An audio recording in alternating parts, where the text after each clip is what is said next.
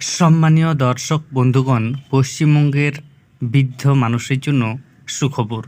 60 বছর বয়সী যে সকল মানুষ বৃদ্ধ ভাতা পেতেন তাদের জন্য নতুন আপডেট।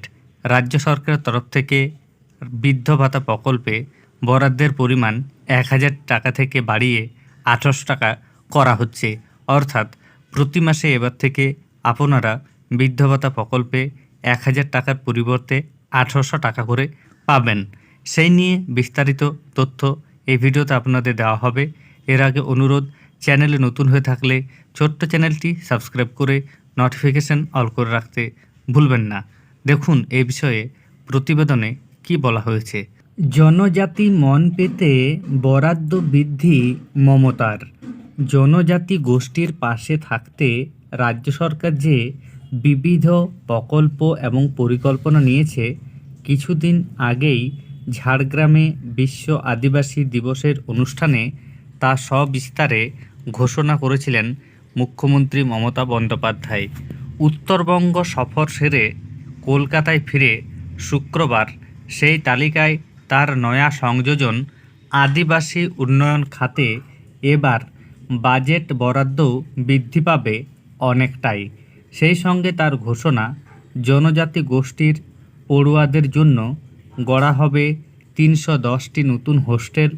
জয় জোহার প্রকল্পতে পেনশনভোগীদের বরাদ্দও 1000 টাকা থেকে বাড়িয়ে করা হবে 1800 টাকা। এরই মধ্যে জনজাতি উন্নয়ন সংক্রান্ত বিষয়ে বৈঠকও ডেকেছেন মুখ্যমন্ত্রী মমতা বন্দ্যোপাধ্যায়। প্রশাসনিক সূত্রের দাবি, আগামী সোমবার ট্রাইবাল অ্যাডভাইজারি কাউন্সিল এর ওই বৈঠক হওয়ার কথা।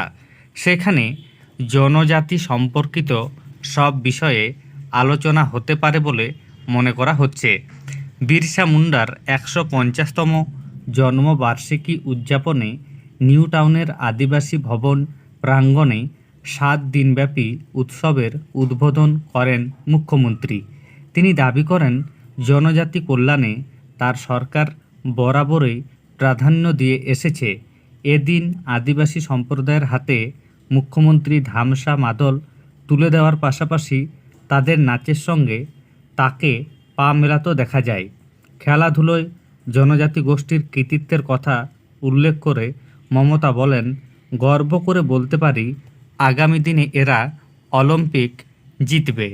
বিরসা মুন্ডার জন্মজয়ন্তী উপলক্ষে রাজভবনে সরকারি অনুষ্ঠানে যোগ দিয়েছিলেন বিজেপির রাজ্য সভাপতি সুকান্ত মজুমদার।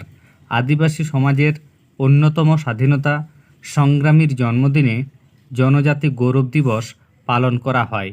রাজ্যের বিভিন্ন প্রান্ত থেকে আসা আদিবাসী ছাত্রছাত্রীদের সঙ্গে কথা বলেন সুকান্ত। রাজভবনের ইতিহাস ও গুরুত্ব তাদের সামনে বর্ণনা করেন। তাদের সঙ্গে নিয়ে প্রধানমন্ত্রী নরেন্দ্র মোদীর বক্তব্য শোনেন কেন্দ্রীয় প্রতিমন্ত্রী। সেখান থেকে বেরিয়ে তিনি জগন্নাথ ঘাট ও তারাসুন্দরী পার্কে দেব দীপাবলির অনুষ্ঠানে যোগ দেন। তাহলে এখানে বুঝতে পাচ্ছেন, পরিষ্কারভাবে এখানে বলা রয়েছে মাননীয় মুখ্যমন্ত্রী বরাদ্দ বাড়াচ্ছেন। কাদের বরাদ্দ বাড়াচ্ছেন? বৃদ্ধ ভাতা প্রকল্পে। তবে সকলের জন্য এই টাকা বাড়বে বলে মনে হচ্ছে না।